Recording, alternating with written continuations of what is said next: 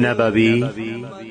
سیرت. په دې خپرونه کې به تاسو ته د رسول الله صلی الله علیه وسلم د ژوند حالات په تفصیل سره وړاندې شي. موږ د رسول الله صلی الله علیه و آله وسلم ځینې اجتماعي ارشادات او لارښوونې د دې لپاره بیان کړه چې د ځینو اسلام دشمنو انسانانو تهمتونه او د اسلام د پیشوا سرور کائنات صلی الله علیه و آله وسلم حقیقي او واقعي شخصیت سره مقایسه کوي او پر دغه ټولو ارشاداتو سربېره رسول الله صلی الله علیه و آله وسلم خلق وعفت او نسوال کولو ته دعوتوي، د صبر او قناعت فضائل ورته بیانوي او فرمایي کچا فقر او سوال کاوه د قیامت په ورځ به پر مخ غوښ نه وي. البته د دې حکم څخه هغه سوالګر وتلی دی چې د ډېر ضرورت په وخت کې د چا څخه یو شی وغواړي. د دغه لارښوونو ترڅنګ خپل اصحاب و عباداتو او هغه اجر او ثواب ته تشویقول چې د الله عز وجل سره و. په دغه لارښوونو او ارشاداتو سره رسول الله صلی الله علیه و آله وسلم د خپل اصحاب کرامو معنویات او مواهب ورپورته کړ ترڅو چې د بشر په تاریخ کې پس له انبیاء علیهم السلام څخه د کمال و هغه لوړې درجې ته ورسېده. عبد الله ابن مسعود رضی الله تعالی عنہ وايي که یو څوک د یو چا متابعت کوي او د هغه پر لار ورسره ځي نو د هغه چا پر طریقه راهیسي چې هغه په اسلام کې او پر سمه طریقه وپاتوي وي، ځکه ژوندۍ د فتنې او اوشتلو څخه نه دی په امان. نو هغه د رسول الله صلی الله علیه و آله وسلم اصحاب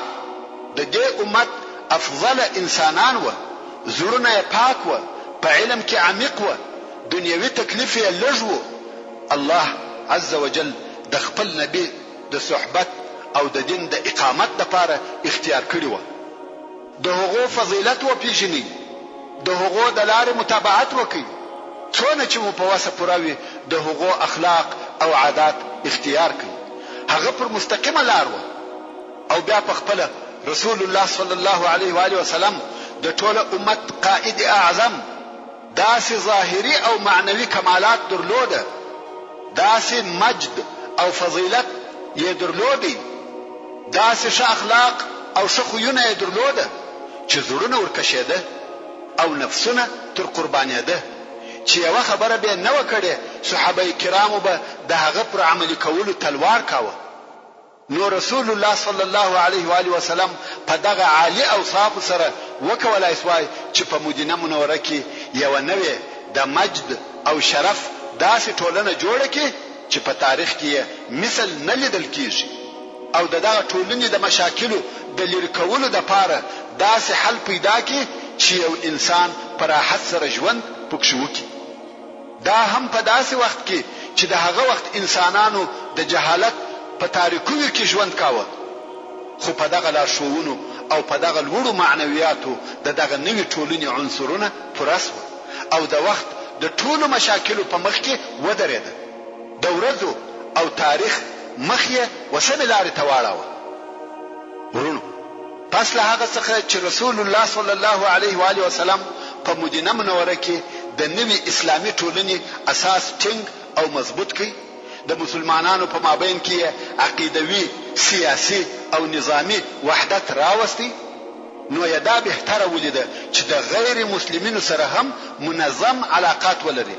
او د دې کار څخه مقصد دا و چې ټول بشریت په امن او سلام، خیر او سعادت کې ژوند وکړي او دغه منطقه په یو اتحاد کې منظمه شي او هلته په هغه منطقه کې چې په تعصب او نفاق سره ډکه وه د عفو او بخښنې طریقه کښېښول شي. لکه د مخه چې مو درته وویل هغه غیر مسلمین چې مدینې منورې ته نږدې پراته وه هغه یهود وه. دغه یهودو که څه هم پټ په زړو کې د مسلمانانو سره عداوت درلودي، مګر تر اوسه پورې هیڅ مقاومت او دشمنی نه و ښکاره کړې. نو رسول الله صلی الله علیه و آله وسلم د یهودو سره هم یو خاصه معاهده ولیکل چې په هغه معاهده کې یهودو ته دینی او مالی مطلقه ازادي ورکړې و او رسول الله صلی الله علیه و آله وسلم د دوی د پاره د فرار کولو یا د مالو د مصادره کولو یا د دشمنی هیڅ سیاست نو اختیار کړی او دغه معاهده د هغې معاهدې ترڅنګ وه چې په خپله د مسلمانانو تر مابین لیکل سوې وه چې د هغې معاهدې مهمې مادې مو درته بیان کړې او اوس به د یهودو سره د معاهدې مهم ټکي درته بیان سي چې دا هم اسلامي قانون دی. اول،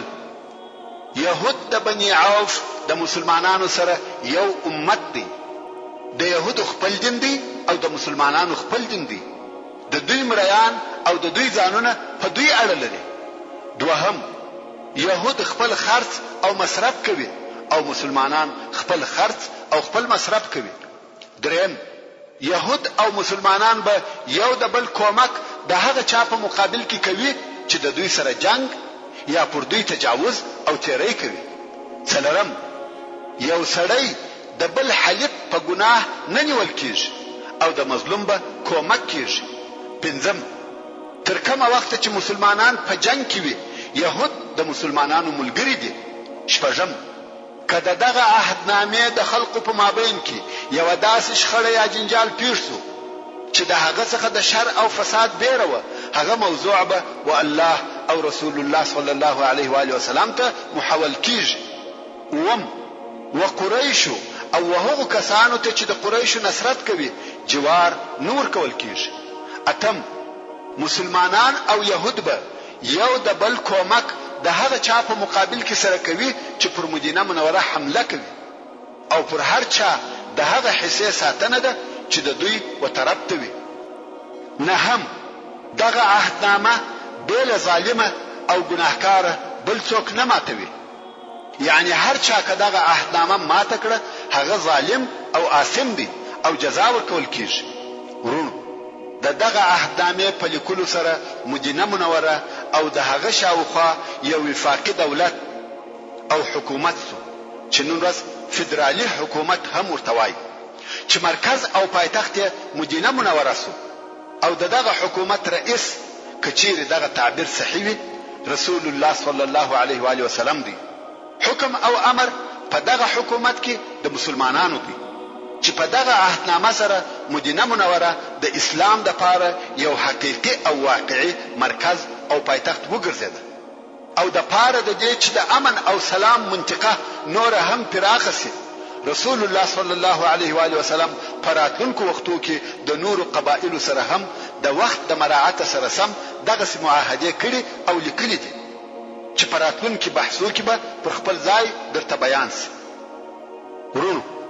موږ مخکې هغه تکالیف او آزارونه درته بیان کړه چې د مکې مکرمه کفارو پر مسلمانانو تیرول او د دوی هغه کارونه مو درته بیان کړه چې د هجرت په وخت کې د مسلمانانو سره وکړ چې د هغه اعمالو په سبب د مکې مکرمه کفار د دې وړ وګرځیده چې جنگ ورسره وشي او مالونه مصادره کړي شي.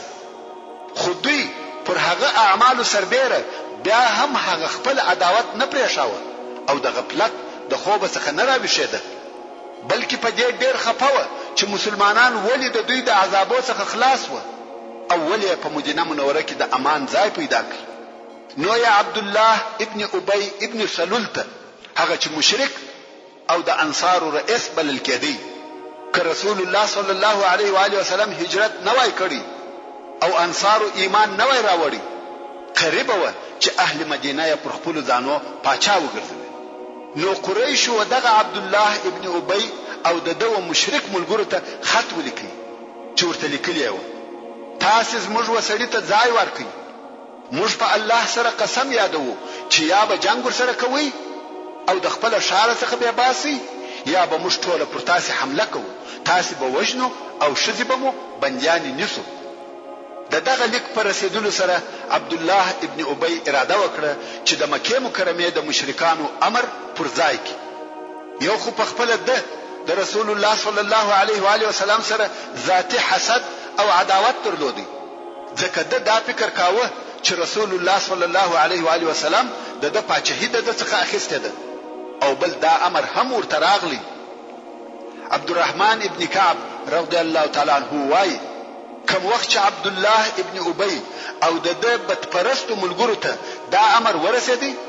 خپل نفر یې د رسول الله صلی الله علیه و آله وسلم د جنگ د پاره سره راټول کړ رسول الله صلی الله علیه و آله وسلم چې په دې واقعه خبر سو نو ورغلی او ورته ویل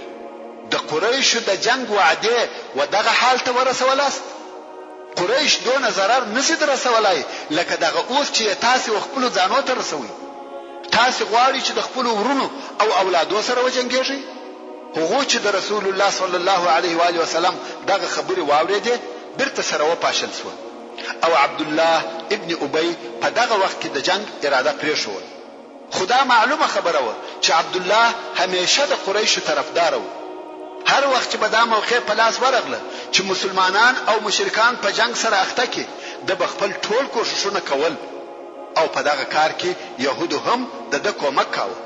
مګر هلته د حکیم نبی صلی الله علیه و آله وسلم حکمتونه و چې د دوی د شر او شیطانت ورونه هر وخت په پوره حکمت سره وروجل په دغه وختو کې سعد ابن معاذ رضی الله تعالی عنه د عمره د ادا کولو د پاره مکه مکرمه ته ولاړ او هلته د پخوانی شناخت او تعلق په سبب د امیه ابن خلف کور ته ورغلی او بیا یې امیه ته وویل زما د پاره داسې فارغه وخت وګوره چې زه پر کعبه شریفه طواف وکم امیه هم د څاشت په وخت کې د طواف د پاره راوېستی بلار کې ابو جهل په مخ ورغلی ابو جهل ویل یا ابا صفوان دغه څوک در سره دی ویل دا سعد دی ابو جهل وسعد رضی الله تعالی عنہ تو ویل ګمان نکوم چې په امن سره د پر کعبه طواف وکې ځکه تاسو هغه د دینه وټول خلقو ته ځای ور کړی دی او تاسو دا عزم کړی دی چې د هغو نصرت او کومک وکړي په والله کداغه صفوان نه وای در سره خپل کور ته به سالم نه وای تللی سعد ابن معاذ رضی الله تعالی عنہ په لوړ आवाज ورته وویل په والله کته ما دغه څخه منع کې زبتا د داسې شي څخه منع کم چې هغه وتا ته تر دغه سخت تمامېږي ستا تجارتي لار پر اهل مدینه ده ورونو د مکه مکرمه کافر قریشو یوازې په دې سره کفایت ونه کوي چې د مدینه منوره او مشرکانو او منافقینو ته لیکونه ولېږي بلکې و مهاجر مسلمانانو ته هم حال ولېږي چې تاسو په دې مخه تاوځي چې وای سرب ته ولاړاست او زموږ څخه خلاص واست موږ به هلته پسې درسو او د خپل کورو په مابین کې به مو نیست او نابود کو دا خبري یوازې تهدیدونه او وعده نه وي بلکې رسول الله صلی الله علیه و آله وسلم ته د قریشو د خیانت او د شر د اراده حالات ور معلوم و نو ذکر رسول الله صلی الله علیه و آله وسلم او مسلمانانو به شپه په بیداری او پیرو تیرولې امام مسلم د حضرت عائشه رضی الله تعالی عنها څخه روایت کوي چې وايي د مدینه منوره په اول شپو کې به رسول الله صلی الله علیه و آله وسلم د شپې ویښ یو شپه یې و فرمایل کشک زما د اصحابو څخه یو صالح سړی نن شپه پر ما پیرا وکي وای موږ د حالت سره ناست وو چې د اسلحې شرنګي مو واورېدی رسول الله صلی الله علیه و آله وسلم ویل څوک هغه ویل سعد ابن ابي وقاص رسول الله صلی الله علیه و آله وسلم ورته ویل د چشت لپاره راغله ویل زما په زړه کې پر رسول الله صلی الله علیه و آله وسلم بیر راول وېده راغلم چې پیرا پر وکم رسول الله صلی الله علیه و آله وسلم دعا ورته وکړه او بیا د دوس ورونو دا څنګه چې دغه پیرې ځینې شپې وي او ځینې نه وي بلکې دا د رسول الله صلی الله علیه و آله وسلم او مسلمانانو د پاره همیشنی او پرلپسې کار وو د حضرت عائشه رضی الله تعالی عنها څخه روایت دی چې پر رسول الله صلی الله علیه و آله وسلم د شپې پیرې کېدلې ترڅو چې د الله عز وجل دا قول نازل سو والله يعصمك من الناس الله عز وجل دې د خلقو څخه ساتي نو رسول الله صلی الله علیه و آله وسلم د هغه خپل کوټه څخه سر راوېستي او وی فرمایل اے خلقو زما څخه ولاړ سي الله عز وجل زو وساتله د مکه مکرمه د مشرکانو د طرفه خطر یوازې رسول الله صلی الله علیه و آله وسلم ته نو متوجه بلکې ټول مسلمانان په خطر کې وو د ابي ابن كعب رضی الله تعالی عنہ څخه روایت دی وایي کوم وخت چې رسول الله صلی الله علیه و آله وسلم او د اصحاب مدینه منورې ته راغله او انصارو ځای ورکړي ټول عربو د یو قوس څخه وشتل یعنی ټول یو قسم دشمنان و نو ځکه مسلمانانو شپه د اسلحې نه تیرول او د ورځې بل اسلحې نه ګرځیدل یعنی د شپې او ورځې به اسلحه ورسره و دغه خطرناکو حالاتو په جریان کې کم چې په مدینه منوره کې د مسلمانانو وجود په خطر کې اچولی وو او د قریشو پر دغه حال یې دلالت کاوه چې دوی هیڅ کله د غفلت د خوب څخه نه راویښیږي او د خپل سرکشي څخه لاس نه اخلي الله عزوجل و مسلمانانو ته په جنگ کولو سره اجازه ورکړه دا فقط اجازه و د جهاد فرضیت نو الله عزوجل د سوره الحج په 19 نمبر آیات کې فرمایي وذن للذین یقاتلون بانهم ظلموا وان الله على نصرهم لقدير یعنی حکم او اجازه د جنگ هغو کسانو ته ورکول شوی ده چې د دوی سره د کفارو د طرفه جنگ کیږي دا هم په دې سبب چې پر دوی ظلم کیږي او بهشکه چې الله عزوجل د دوی پر نصرت او کومک قادر دی کوم وخت چې دغه د جنگ کولو اجازه نازله شوه په دغه وختو کې چې مسلمانانو ته یوازنی لوی او سرکشه قوت متوجه وو هغه د قریش قوت نو حکمت دا وو چې مسلمانان خپل سیطره او تسلط پر هغه لارو قائم کی کم چې هغه د مکه مکرمه څخه و شام ته د قریشو د تجارت لار وو او رسول الله صلی الله علیه و آله وسلم د دغه لارې د سیطرې لپاره دوه کاره یا دوه نقشې عملي کړې اول دا چې رسول الله صلی الله علیه و آله وسلم د هغه قبیلو سره چې دغه لارې پر شاوخوا پرته وي یا د مدینه منورې څخه تر دغه لارې پورې پرته وي د حلف یا یو پر بل د نه تجاوز کولو معاهده ولیکلې لکه څنګه چې د يهودو سره د مخه معاهده لیکل شوی و د غرنګ د تجاوز نه کولو معاهده د مخه تر دې چې عسکري نشاط یا عسکري تحرکات شروع سي د جوهینه د قبیله سره ولیکل شو چې دغه د جوهینه د قبیله کورونه د مدینه منورې څخه 3 میله لري پراته و او د غرنګ رسول الله صلی الله علیه و آله وسلم نوري د نه تجاوز کولو معاهده د خپل عسکري پیرو او غشتو پترس کې د نورو قبیلو سره هم ولیکلې چې پر خپل وخت به درته بیان سي دوهم دا چې رسول الله صلی الله علیه و آله وسلم دغه د قریشو تجارتي لارو ته معلوماتي پرلپسې دلیل لري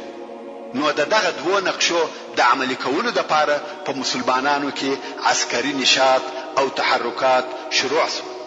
البته دغه کارونه پس له هغه الهي اجازه څخه و چې د جنگ لپاره ورکول شو ورونو اوس به هغه غزاوي او سریه چې تر بدر د مخه پیښ شوې دي درته بیان کوم خو دغه یو شی ته همیشه متوجه اوسئ د سیرت یا تاریخ په کتابو کې هر هغه جنگ ته چې په خپل رسول الله صلی الله علیه و آله وسلم وتلی وي که جنگ سوی وي که نه وي سوی وهغه ته غزا ویل کیږي او هر هغه جنگ ته چې رسول الله صلی الله علیه و آله وسلم نوی وتلی بلکې د خپل قومندانانو څخه یو څوک لږلی وي وهغه ته سریه ویل کیږي سریه یعنی ټولی اوس چې مسلمانانو په عسکري حرکت شروع وکړه دغه حرکتونه د هغه استطلاعي یا استخباراتي دورو په شکل و یعنی معلوماتي دورې وي دغه تلو او راتلو څخه د مسلمانانو مقصد دا و چې پر مدینه منوره راګرځېدلې لارې ورمعلومې سي او هغه لارې ورمعلومې سي چې مکه مکرمه ته ځي او د هغه قبایلو سره د صلح معاهده ولیکي چې دغه لارو پر شاوخوا دي او په عین وخت کې د مدینه منورې مشرکان او يهود او شاوخوا هغه صحرایي عرب چې پر دوی راګرځېدلي و په دې پوه کې چې مسلمانان قوي دي او د هغه په خواني ضعف څخه خلاص و او په عین وخت کې قریش ته هم اختار ورکړي چې د غفلت د خوب څخه راويستي او شاید قریش پر خپل تجارت او اقتصاد دغه خطر حس کړي او د صلح لار اختیار کړي دغه قصد او اراده پریږدي چې د مدینې منورې مسلمانان د خپل کورو په مابین کې ووژني او د هغه ضعیف مسلمانانو آزارول پریږدي چې په مکه مکرمه کې پاتې دي او مسلمانان د خپل رسالت پر رسولو کې په جزیره العرب کې حر او آزاد پریږدي. اوس په اختصار سره دغه سریو حالات درته بیان سي. اوله سریه چې سریه سیف البحر ورته ویل کیږي. سیف البحر د یو ځای نوم دی. د هجرت په اول کال د روژې په میاشت کې چې د 623 میلادي کال د مارچ میاشت و، رسول الله صلی الله علیه و آله وسلم یو ټولۍ یا سریه جوړ کړه چې د نفرو شمیر یې 10 نفره د مهاجرینو او مشر یا قومندان دغه ټولۍ سیدنا حمزه ابن عبد المطلب رضی الله تعالی عنه د رسول الله صلی الله علیه و آله وسلم اکاو. دغه ټولۍ بیرغ سپین او د بیرغ اخیستونکي ابا مرثد ابن کناز ابن حسین الغنوی وو. د دې ټولۍ وظیفه دا و چې د قریشو پر هغه قافله حمله وکړي چې د شام څخه را رهي سوی و او 300 نفره ورسره دي. دغه قافله مشر ابو جهل دا هغه اوله ټولۍ ده چې په اسلام کې جوړیږي. حمزه رضی الله تعالی عنه د 10 نفرو مهاجرینو سره د قافلې و طرف ته رهیسو او هلته د سیف البحر په منطقه کې د قافلې سره مخامخ شو. دواړه طرفه مخ په مخ د جنگ لپاره سره ودرېدل. دا ممکنه و چې د قافلې د خلقو او مسلمانانو په مابین کې جنگ پیښ شي، مګر مجدي ابن عمر الجهني چې د دواړو طرفو حلیف وو د قافلې او د مسلمانانو د ټولۍ په مابین کې خپل قوم ودراوه. ویل زه نه غواړم چې زموږ په مځکه او منطقه کې جنگ پیښ شي او قافلې ته د تیرېدو اجازه ورکړه. نو د حمزه رضی الله تعالی عنه ټولۍ څه ونه کړ، ځکه حمزه رضی الله تعالی عنه یوازې په دې سره امر کړ سوی وو چې قافله را وګرځوي. دا اجازه نه ورکول سوی چې د بل چا سره جنگ وکړي. او بل دغه مجدي د مسلمانانو حلیف هم وو، یعنی د ده او د مسلمانانو په مابین کې د نه تعرض معاهده هم وو.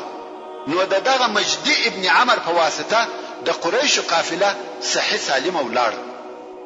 ورونو دا واقعه د هجرت په اول کال د روژې په میاشت کې و. نو د جهاد اجازه د هجرت په اول کال کې شوې ده او اوله واقعه د روژې په میاشت کې و. نو دغه څخه مشتداره معلومه شوه چې د روژې میاشت د راحت او تنبلي، خوب او خوراک میاشت نه ده، بلکې د روژې میاشت د زحمت او طاعت، جهاد او عبادت میاشت ده. او پراتلونکو بحثو کې به تاسو ووینئ چې د اسلام لوی واقعې او فتوحات په روژې کې پیښ شوي دي. حتی د اسلام اوله ټولۍ او اول بیرغ د روژې په میاشت کې و. دوهمه سریه چې سریه رابغ ورته ویل کیږي. رابغ د یو ځای نوم دی. دغه ټولۍ لیږل د هجرت د اول کال د شوال په میاشت کې و. روژه تیره سوه. د شوال په میاشت کې رسول الله صلی الله علیه و آله وسلم یو بل ټولۍ د عبیده ابن الحارث ابن عبد المطلب په مشرۍ جوړ کړه چې دغه عبیده د رسول الله صلی الله علیه و آله وسلم د اکا زوی و. ورونو رسول الله صلی الله علیه و آله وسلم دغه ټولۍ مسؤلیت او مشرتوب د خپل اقرباو پر غاړه ورواچاوه یا ور اچاوه، ځکه د رسول الله صلی الله علیه و آله وسلم جنگ د قریش سره وو. نو یې غوښته چې د مسلمانانو د ټولۍ قومندانان هم قریش وي، بل چاته دغه مشرتوب نور کاوه. دا د دې لپاره چې خلک پوسي چې جنگ او اختلاف د یوې او بلې قبیلې په مابین کې نه دی، بلکې دواړه طرفه یو قبیله ده. دلته د دین او عقیده اختلاف دی. په دینی مسائلو کې دوست، قوم او قبیله اعتبار نه لري. څرنګه چې رسول الله صلی الله علیه و آله وسلم ته خبر راغلی چې د قریش یو بل قافله د ابو سفیان په مشرۍ را رهیده او د دې قافلې سره 200 نفر ملګری دي، نو رسول الله صلی الله علیه و آله وسلم عبیده ابن الحارث ابن عبد المطلب امر کوي چې ټولۍ جوړه کړه. دا ورشپېتنه پریزه ټولۍ جوړه شوه او د ټولۍ ټول افراد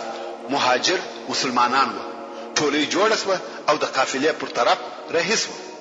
دغه ټولۍ بیرغ سپین او د بیرغ اخیستونکی مستح ابن اثاثه ابن مطلب ابن عبد مناف. څرنګه چې ابو سفیان د مخله دغه حمله د پاره ځان آماده کړی وو، نو وی کولای سوای چې د مسلمانانو څخه قافله خلاص کړي. او هغه په دې ډول سره ابو سفیان د قافلې د تیرېدو د لارې په مخ کې غشي وشتونکو کښنولې و او د غشو وشتونکو وشاته د قافلې لار و. نو غشو وشتونکو به د مسلمانانو پر ټولي د غشو وارونه کول او مسلمانان د غشو په سبب نسوای ورته مخ کېدلای او هلته تر شا قافله تیر شوه. په دغه طریقه سره قافله د مسلمانانو د حمله څخه خلاص شوه. نو د مسلمانانو او کفارو په مابین کې په غشو وشتل وسوه، مګر نور جنگ نسو پیښ. خو په دغه سریه کې د مکه مکرمه د کفارو د ډلې څخه 2 نفر د مسلمانانو سره ملګری شو، چې دغه 2 نفر څخه یو نفر مقداد ابن عمرو البحراني وو او بل یې عتبه ابن غزوان المازني وو، چې دوی اصلا مسلمانان وو او د کفارو په قافله کې هم دغه مقصد د پاره ورسره راوتلی وو چې مسلمانانو ته ځان ورسوي. درېمه سریه چې سریه الخرار ورته ویل کیږي. خرار و جحفه ته نږدې د یو ځای نوم دی. د هجرت په اول کال د ذوالقعده په میاشت کې رسول الله صلی الله علیه و آله وسلم یو شل نفریزه ټولۍ جوړ کړه، چې دا ټولۍ هم ټول مهاجرین و. د ټولۍ مشر او قومندان سعد ابن ابي وقاص رضی الله تعالی عنه. دغه ټولۍ بیرغ سپین او اخیستونکی مقداد ابن عمرو رضی الله تعالی عنه. دا ټولۍ هم د قریشو و یوې قافلې ته ولېږل شوه او ټولۍ ته وویل شوه چې تر خرار به نه تیریږي. دغه ټولۍ پر پښو او پیاده ورهي شوه. د ورځې به پټېده او د شپې به تګ کاوه. د پنجشنبې په ورځ و خرار ته ورسېده. ویلې د چې قافله پرون لا تیره شوې ده، نو په دې وار کې هم جنگ نسو پیښ. په دغه وختو کې د مکه مکرمه څخه خبر راغلی چې د قریشو یو لوی سردار او د مکه مکرمه ډېر لوی مشر او د رسول الله صلی الله علیه و آله وسلم لوی دشمن ولید ابن المغیره مرز، چې دغه ولید د خالد ابن ولید پلار و. نو ولید نه د بدر په جنگ کې ګډون کړی دی نه په نورو جنگو کې، ځکه دی تر دغه جنگو د مخه مړ شو. د ابوا یا ودان غزا دغه درو ټولو تر لېږلو وروسته د هجرت په 2م کال کې د سفر په میاشت کې رسول الله صلی الله علیه و آله وسلم په خپل په یو غزا ووتی او دغه غزا ته غزوه الابوا یا غزوه الودان ویل کیږي. ودان د مکه مکرمه او مدینه منوره په مابین کې د یو ځای نوم دی او ابوا و ودان ته نږدې د بل ځای نوم دی. نو دا د رسول الله صلی الله علیه و آله وسلم اوله غزا ده چې د هجرت په 2م کال د سفر په میاشت کې و. تاسو ته معلومه ده چې تر دغه غزا د مخه د سعد ابن ابي وقاص ټولۍ و چې هغه د هجرت د اول کال د شوال په میاشت کې و. څرنګه چې تر شوال وروسته ذوالقعده داخله شو او هغه د حرامو میاشتو څخه و، نور نو جنگ پاتې شو. ذوالقعده، ذوالحجه او محرم درې سره هغه میاشتې وې چې جنگ پکې منع او حرام و. نو ځکه په دغه درو میاشتو کې کومه غزا یا سریه یا جنگ نه دی پیښ شوی. کوم وخت چې دغه درې حرام میاشتې تیر شوې او جنگ جائز شو، نو فورا رسول الله صلی الله علیه و آله وسلم په خپل د مهاجرینو څخه او یا نفریزه لشکر جوړ کړي، غواړي چې د قریشو پر یو قافله حمله وکړي ترڅو چې ودان ته ورسېږي. څرنګه چې قافله د بني زمره د قبیله په منطقه کې و، دلته عمرو ابن مخشي الزمري چې د بني زمره د مشرانو څخه و، خپل قوم د قافله او مسلمانانو په مابین کې ودراوه او قافله تیر شوه. دغه عمرو د رسول الله صلی الله علیه و آله وسلم څخه د دوستی او نه تجاوز د معاهده غوښتنه وکړه. رسول الله صلی الله علیه و آله وسلم هم دغه غوښتنه قبول کړه او داسې معاهده ورسره وکړه. دا د محمد رسول الله صلی الله علیه و آله وسلم د طرفه د بني زمره سره عهد دی چې دوی پر خپل مالو او ځانو په امان دي او موږ د هغه چا په مقابل کې د دوی کومک کوو چې پر دوی حمله وکړي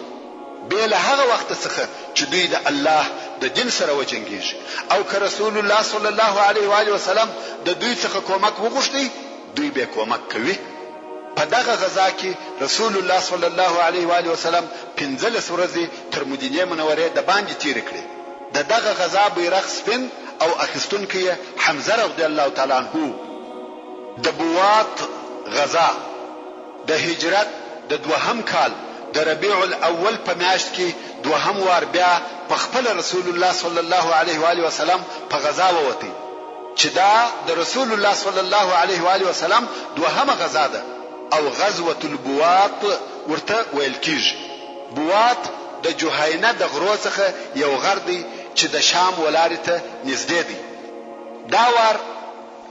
د رسول الله صلی الله علیه و آله وسلم سره 200 نفر سپاره ور سره و چې په دغه وخت کې د مسلمانانو هغه لوی لشکر دغه او د دې غزا څخه بیا هم د قریشو یو قافله مقصد و چې 2500 اوشان پکښې و او دغه لوی قافلې سره فقط 100 نفر ساتونکي ملګری و د دې قافلې مشر امیه ابن خلف الجمحي و مګر دا قافله هم د مسلمانانو د حمله څخه خلاص شوه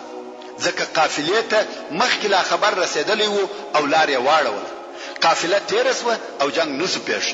دغه اسلامي لشکر بیرغ سپین او د بیرغ اخیستونکي سعد ابن ابي وقاص رضی الله تعالی عنہ د صفوان غزا د هجرت د دوهم کال د ربيع الاول په میاشت کې کرز ابن جابر الفهري د مشرکانو د قواو په ملګرتیا په پټه د مدینه منورې پر اطرافو کم چې هلته د اهل مدینه باغونه و او حیوانات یې ګرځیده حمله وکړه د باغو څخه خرماوي او میوه ورسره واخیسته او ځینې حیوانات یا مواشي ورسره بوتله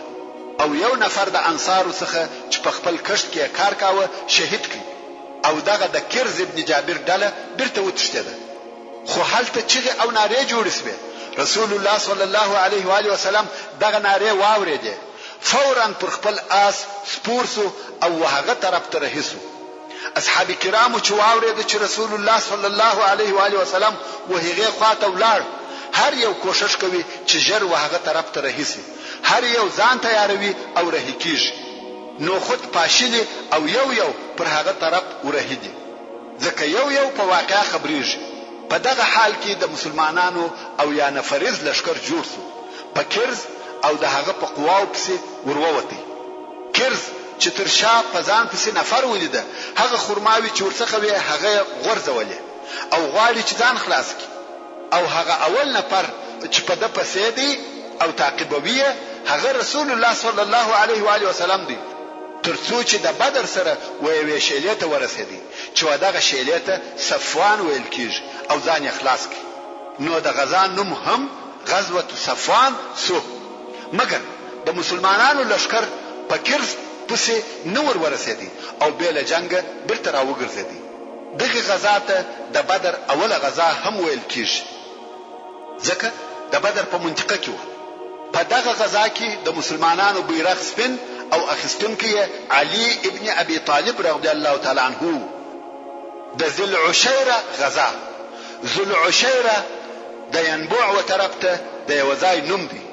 د هجرت د دوهم کال د جمادی الاول د میاشتې په اخر کې رسول الله صلی الله علیه و آله وسلم د 150 نفر مهاجرینو په ملګرتیا پر 10 اوشانو د غزا د پاره ووته د دې غزا مقصد د قریشو پر یو قافله حمله و ځکه مسلمانانو ته خبر ورسېدی چې د مکه مکرمه څخه د قریشو یو لوی قافله راووته چې د ټولو قریشو مالونه پکښې دي او شام ته ځي نو مسلمانانو غوښته چې پر دغه قافله حمله وکړي مسلمانان چې وذل عشیرته یا وذل عشیرته ورسېده ویل د چې قافله څو ورځې مخکې تیر شوې ده او دا هغه قافله ده چې بیرته د شام څخه راتله او مسلمانان د حمله لپاره وروته او په نتیجه کې د بدر لو غزا پیښ شوه او په دغه غزا کې رسول الله صلی الله علیه و آله وسلم د بنی مدلج د قبیله او د هغو د حلفاو سره د نه تجاوز یا نه حمله کولو معاهده وکړه او رسول الله صلی الله علیه و آله وسلم په دغه منطقه کې د ډېرې مودې دپاره چې څوک وایي یوه میاشت به پاته سو. دا د دې دپاره چې د مسلمانانو قوت، قدرت او سلطه و خلقو ته ور معلوم سي. ځکه دا هغه منطقې دي چې مسلمانانو ته نږدې دي او دغه منطقو خلق د مسلمانانو قوت او طاقت ومني او دغه منطقې د قافلو لار ده. په دغه غزا کې د مسلمانانو بیرغ سپین او اخیستونکی حمزه رضی الله تعالی عنہ. محترم ورونو، موږ تر دغه ځایه پورې د مسلمانانو په عسکري او اطلاعاتي حرکتو کې په ترتیب سره اول د درو سره یو بیان درته وکي او بیا مو د رسول الله صلی الله علیه و آله وسلم د څلورو غزاو بیان درته وکي چې نه په سریو کې جنگ پیښ شوی دی نه په غزاو کې. او اوس پر هغه ترتیب وسلرمه سریه تر ورسېدو. سلرمه سریه چې سریه نخله ورته ویل کیږي. نخله د طائف او مکه مکرمه په مابین کې د یو ځای نوم دی چې دا سریه د بدر تر غزا د مخه او د بدر تر غزا پورې دا اخیری ټولی یا سریه ده. د هجرت په 12 کال د رجب په میاشت کې رسول الله صلی الله علیه و آله وسلم عبد الله ابن جحش الاسدی رضی الله تعالی عنہ د 12 نفر مهاجرینو سره او په بل روایت کې د 8 نفر سره ونخلته ولېږي چې پر 2 نفر یې یو اشترلودي او په نوبت پر سپریده. په دغه ډله کې سعد ابن ابي وقاص رضی الله تعالی عنہ هم وو او رسول الله صلی الله علیه و آله وسلم ودغه عبد الله ابن جحش ته یو لیک ورکړي او ویل دا لیک به تر هغو نه ګوري چې د 2 ورځو مزل دې نوي کړی. دغه ټولي چې 2 ورځې لار ووهل بیا نو لیک خلاص کړي او وی وایي په لیک کې د رسول الله صلی الله علیه و آله وسلم اوامر داسې نیوشته شوی و. کوم وخت چې د زما لیک ووایي نو د نخله و طرف ته چې د طائف او مکه مکرمه په مابین کې ده رهسه او هلته واړه د قریش د قافلې انتظار کوه. کوم قافله پیدا کړه او په وسمو پرسوه چې ټوله یا یو څه په غنیمت واخلي دا کار وکړي. عبد الله ابن جحش رضی الله تعالی عنہ چې لیک ووایه نو یې څه ویل سمعا وطاعتا یعنی ستا امر می واورېدی او اطاعت کوم لکه موږ چې وایو پر دواړو سترګو. عبد الله ابن جحش رضی الله تعالی عنہ خپل ملګری په دغه امر خبر کړ او ویل زمو و دغه کار ته نه مجبور کوم. کله چا شهادت خوښ دی را سره ملګری دي او کې مرګ نه وي خوښ بیرته دی وګرځي. خو زه په خپل تلون کې یم. ورونو تاسو په هیڅ چې په صحابه کرامو کې هیڅوک داسې نه و چې د رسول الله صلی الله علیه و آله وسلم اطاعت ونکړي او شهادت یې نه وي خوښ او دغه هم د دوی د کامیابی سبب وو. نو ټول ورسره رهیس و. خو په لار کې د سعد ابن ابي وقاص او د عتبه ابن غزوان هغه اوښ ورکسو چې دوی دواړه په شریکان و. دغه دوه د هغه خپل اوښ په پیدا کولو پسې ولاړ او عبد الله ابن جحش په نخله کې واړول. په دغه وخت کې د قریشو قافله راغله چې اوس کې څرمنې او نور تجارتي مالونه پکښې وو او د قافلې سره ملګری خلک دغه و. اول عمرو بن الحضرمي، دوهم عثمان، درهم نوفل د عبد الله ابن مغیره زامن. عثمان او نوفل د عبد الله ابن مغیره زامن و او حکم ابن کیسان. مسلمانانو مشوره سره وکړه چې نن د رجب اخیری ورځ ده او رجب د هغو میاشتو څخه دی چې جنگ او تجاوز پکښې حرام دی. که جنگ ورسره وکړو د حرامې میاشتې حرمت مو مات کړي او که نن شپه پرېږدو قافله د حرم و منطقې ته داخليږي چې هلته هم جنگ حرام دی. نو یې پر دې اتفاق سو چې جنگ ورسره کوو. دا یو روایت او په بل روایت کې وایي چې د اصحاب کرامو دا خیال وو چې رجب وتلی او شعبان داخل شوی دی نو خود جنگ جائز او روا دی. پر قافله حمله وکړه. د قافلې د نفرو څخه یو نفر چې عمرو بن الحضرمي وو په غشي وویشتي او ووژل سو چې دغه نو اول مشرک سړی دی چې د مسلمانانو د طرفه وژل کیږي. څرنګه چې قافلې آمادګي نه درلوده وارخطا سوه او په تېښته شروع وکړه. مسلمانانو 2 نفر د کفارو څخه بندیان ونیول چې یو یې حکم ابن کیسان وو او بل یې عثمان وو او نوفل په تېښته ځان خلاص کړ. مسلمانانو د قریشو قافله او بندیان مدینه منورې ته راوسته چې دا نو په اسلام کې اول مشرک وژل کیږي او اول بندیان نیول کیږي او اول غنیمت اخیستل کیږي. سبحان الله. مخکې به 10 نفر، 20 نفر، حتی 200 نفر تللي او لېږل شوي وو. بې له دې څخه چې یو څه وکړي بیرته به په خالي لاس راغله. مګر دا وار 6 نفرو یا 10 نفرو ټوله قافله او بندیان راوستل. دا د قادر الله جل جلاله قدرت وو. مګر مشکله خبره ده چې دا ټول واقعات په حرامه میاشت کې چې رجب دی پیښ شو او رسول الله صلی الله علیه و آله وسلم دغه د دوی پکار نور راځي اول ما تاسو په حرامه میاشت کې په جنگ کولو نو امر کړی او په دې کار سره مشرکانو ته پر مسلمانانو د تهمت ویلو موقع په لاس ورغله. په عربو کې اوازې خپرې کړې چې مسلمانانو هغه میاشتې حلال وګرځولې چې الله عزوجل حرام کړی دي، چې دا کار په عربو کې ډېر لوی عیب او بد کار بلل کېدی. او هغه جنگونه چې په حرامو میاشتو کې پیښ شوي وو حرب الفجار ورته وایي. او اوس مسلمانان په حرامو میاشتو کې جنگ او تجاوز کوي. دا ډېر بد کار دی.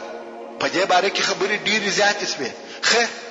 اوس چې د ټولۍ نفر د قافلې غنیمتونه و رسول الله صلی الله علیه و آله وسلم ته ورکوي، رسول الله صلی الله علیه و آله وسلم د غنیمتو د قبلولو څخه انکار وکړي